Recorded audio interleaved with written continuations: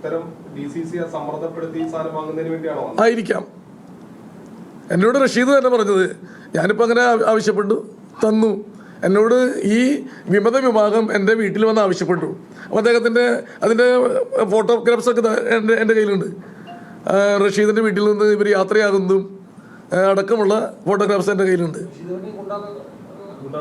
അല്ല, മറ്റേ ഫ്ലാറ്റ് ഇതിനകത്തൊരു കാര്യമുള്ളത്, KPCC ഒരു പൂർണ്ണമായിട്ടൊരു നിങ്ങളുടെ ആവശ്യങ്ങൾ നിരാകരിച്ചുകൊണ്ടൊരു നിർദ്ദേശം മുന്നോട്ട് വെച്ചിരിക്കുകയാണ്. അപ്പോൾ ഈ വൈസ് പ്രസിഡന്റ് മാത്രം രാജിവെച്ചുകൊണ്ട് KPCC പറഞ്ഞ ഫോർമലിയിൽ പ്രശ്നങ്ങൾ പരിഹരിക്കപ്പെടുന്നുണ്ടോ എന്നുള്ളതാണ്.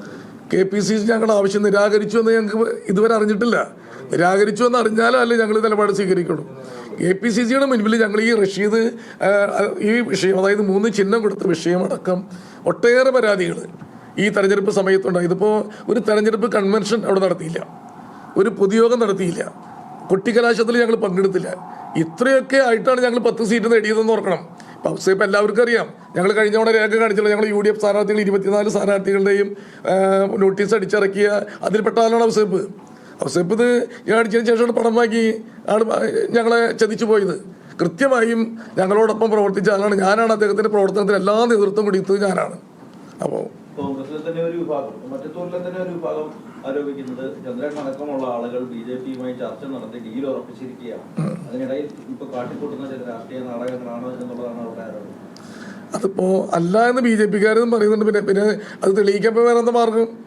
കൃത്യമായി BJPയുടെ നേതാക്കന്മാർ പറഞ്ഞു ഞങ്ങൾ തമ്മിലൊരു ഡീലില്ലാന്ന്. ഞങ്ങൾ പറയുന്നു ഡീലില്ല. ഇപ്പോൾ ഡീലില്ല എന്ന് ഉറപ്പിക്കാൻ സ്വാഭാവികമായിട്ടും എല്ലാവർക്കും പരിശോധിച്ചാൽ അറിയാവുന്ന കാര്യമാണ്. അങ്ങനെ ഒരു ഡീല് എങ്ങനെയാണ് സാധ്യമാവുക? ഒരു ഡീൽ എങ്ങനെ സാധ്യമാവുക? ഇതൊരു പ്രത്യേക സാഹചര്യത്തിൽ അവിടെ പ്രത്യേകിച്ച് നമുക്കറിയാം CPMൻ്റെ ഈ തെറ്റായ സമയം അത് മൂടി വയ്ക്കാനാണ് BJPയും ഞങ്ങൾ തമ്മിൽ ഡീലുണ്ടാക്കിയെന്ന് അവർ പ്രചരിപ്പിക്കുന്നത്. അല്ലാതെ എങ്ങനെയാണ് ഇപ്പോൾ വടക്കാഞ്ചേരി വിഷയം പുറത്തു വന്നു, 50 ലക്ഷം.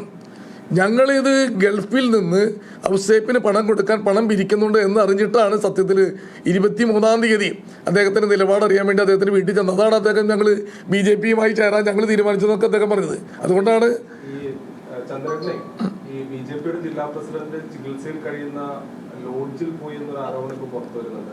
പോയിരുന്നു അങ്ങനെ BJPയുടെ ജില്ലാ പ്രസിഡന്റ് ചികിത്സയിൽ കഴിയുന്ന ഒരു ലോഡ്ജിൽ പോയി അദ്ദേഹവുമായി കൂടിക്കാഴ്ച നടത്തിയിരുന്നു. BJPയുടെ ജില്ലാ പ്രസിഡന്റ് ലോഡ്ജിൽ കഴിയുന്നതിലൊന്നും ഞാൻ അദ്ദേഹം ആ ലോഡ്ജിലേക്ക് ഞാൻ പോയിട്ടുണ്ട്. അതായത് അദ്ദേഹത്തിൻ്റെ ചികിത്സയ്ക്ക് കാണാനൊന്നുമില്ല ഞാൻ പോയത്. അതെനിക്ക് എൻ്റെ വ്യക്തിപരമായ ആവശ്യം വേറെ ചില ആളുകളെ കാണാൻ വേണ്ടി പോയത്. അപ്പോൾ അവിടെ ഉണ്ട് ആ ജില്ലാ പ്രസിഡന്റ് അവിടെ താമസിക്കുന്നത് പോലെ എനിക്ക് ജില്ലാ പ്രസിഡന്റ് അവിടെ അല്ല താമസം. എൻ്റെ അറിവിൽ ജില്ലാ പ്രസിഡന്റ് അവിടെയല്ല താമസം. ഞാൻ പിന്നീട് അറിഞ്ഞു ജില്ലാ പ്രസിഡന്റ് അവിടെ താമസിക്കുന്നത്. അതെ, 12 മണിക്കോ രാത്രി സമയത്താണ് 12 മണിക്ക് ശേഷം അവിടെ പോകുന്നതെന്നുള്ളതാണ് പറയുന്നത്. അപ്പൊ അതൊന്ന് പ്രൂവ് ചെയ്താൽ ഞാൻ നിങ്ങൾ പറയുന്നത് പോലെ കേൾക്കാം. ഞാനങ്ങനെ എത്തിയിട്ടില്ല. ഞാനങ്ങനെ എത്തിയിട്ടില്ല. ഇനിയിപ്പോൾ അത് പറഞ്ഞില്ല, ഞാൻ അവിടെ അങ്ങനെ എത്തിയിട്ടില്ല. രാത്രി അവിടെ എത്തിയിട്ടില്ല.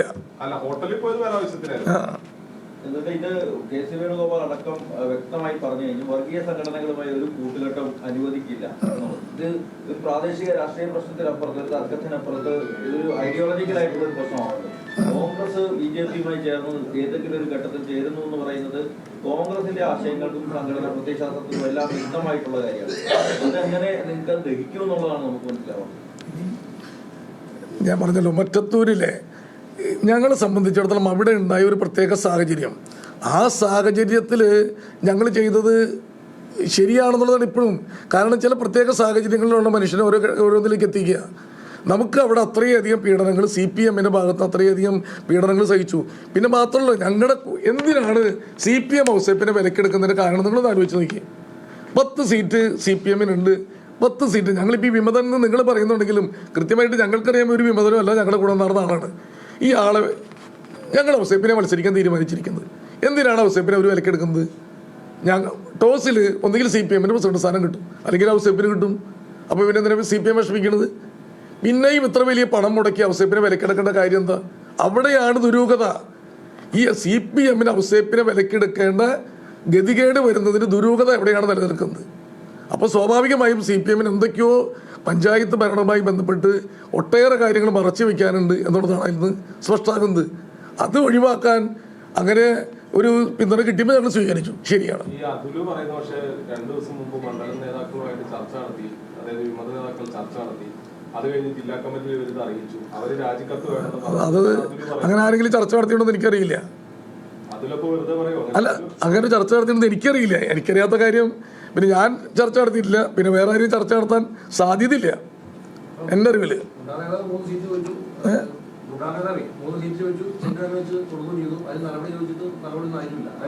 അല്ല, നടപടി ആയിട്ടുണ്ടോ എന്ന് എനിക്കറിയില്ല. ഇപ്പൊ KPCC ആലോചിച്ച് എന്തെങ്കിലും നടപടി സ്വീകരിച്ചോ തീരുമാനിച്ചോന്ന് എനിക്കറിയില്ല. അപ്പൊ ഈ ഹോട്ടലിലെ കൂടിക്കാഴ്ച തികച്ചും വ്യക്തിപരമായിരുന്നു, അതായത് ആളെ കാണാനല്ല അവിടെ പോയത്. അല്ല, ഞാൻ അദ്ദേഹത്തിന് കാണാൻ വേണ്ടി പോയിട്ടില്ല. ഈ ഓപ്പറേഷൻ ലോട്ടസ് തൃശ്ശൂർ വല്ലച്ചറയിലും പാറളത്തും അവണിശ്ശേരിയിലും അടക്കം രാഷ്ട്രീയ നീക്കങ്ങൾ നടന്നു എന്നുള്ള വിവരങ്ങൾ കൂടി പുറത്തു വരുന്നുണ്ട്. അതായത് മറ്റത്തൂര് ഒരു പിടിവള്ളിയായി, അതിൽ നിന്ന് മറ്റു പഞ്ചായത്തുകൾ കൂടി ഭരണം ആ സമിതിയിലെ തെരഞ്ഞെടുപ്പിൽ കൃത്യമായ ഇടപെടൽ BJPക്ക് നടത്താനായി എന്നുള്ളതാണ്. അതിന് നിങ്ങളും ഒരു ഭാഗമാക്കായി എന്നുള്ളതാണ് ആരോപണമായും പരാതികളായി കേൾക്കുന്നത്. അല്ല, അതിപ്പോൾ അങ്ങനെ നോക്കുകയാണെങ്കിൽ ഇപ്പോൾ തൃശ്ശൂർ കോർപ്പറേഷനിൽ കഴിഞ്ഞ തവണ വർഗീസ് മേയറായിരിക്കെ എത്ര പ്രാവശ്യം കോൺഗ്രസ് അവിശ്വാസം കൊണ്ടുവന്നു? ഏതെങ്കിലും സമയത്ത് BJP അതിനെ പിന്തുണച്ചോ? ഏതെങ്കിലും സമയത്ത് BJP അതിനെ പിന്തുണച്ചില്ല. എന്താ കാരണം? CPM-ന്റെ നേതൃത്വത്തിലുള്ള ഭരണസമിതി അവിടെ നിലനിന്നോട്ടെ എന്ന് അപ്പോൾ BJP കരുതിയിട്ടല്ലേ? അപ്പോൾ അങ്ങനെയാണെങ്കിൽ ആ BJP-യുടെ പിന്തുണയോടുകൂടിയല്ലേ ഭരിച്ചത്, CPM ഭരിച്ചത്? കോൺഗ്രസ് കൊണ്ടുവരുന്ന അവിശ്വാസ പ്രമേയത്തെ, അതായത് CPM-ന്റെ നേതൃത്വത്തിലുള്ള ഭരണസമിതിയിൽ വിശ്വാസമില്ല എങ്കിൽ ആ വിശ്വാസത്തിൽ പിന്തുണയ്ക്കണ്ടേ? അപ്പോൾ ഇതൊക്കെ പ്രാദേശിക ഭരണസമിതികളിൽ ഇങ്ങനെയുള്ള ഒരുപാട് കാര്യങ്ങൾ സംഭവിക്കുന്നുണ്ട്. അത് വ്യക്തമായ ഒരു ധാരണയുടെ അടിസ്ഥാനത്തിലാവണമെന്നില്ല. അപ്പോൾ അവിടെ ആ പ്രാദേശികമായിട്ടുള്ള രാഷ്ട്രീയം ഇപ്പോൾ BJP-യെ സംബന്ധിച്ചുള്ള തൃശ്ശൂർ കോർപ്പറേഷൻ അവർക്ക് രാഷ്ട്രീയ സൗകര്യം അതാണ്. അപ്പോൾ അവർ സ്വീകരിച്ചു. അതിനിപ്പോൾ അവർ കുറ്റം പറയാൻ കഴിയില്ല. അതൊക്കെ രാഷ്ട്രീയത്തിൽ പ്രാദേശിക ഭരണസമിതികളിൽ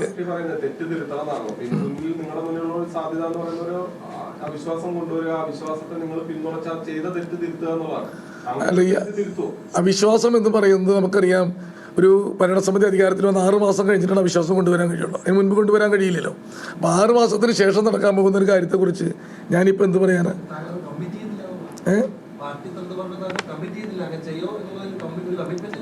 അല്ല, ഞാനിപ്പോൾ അങ്ങനെ കമ്മിറ്റ് ചെയ്യാനുള്ള ആളല്ല.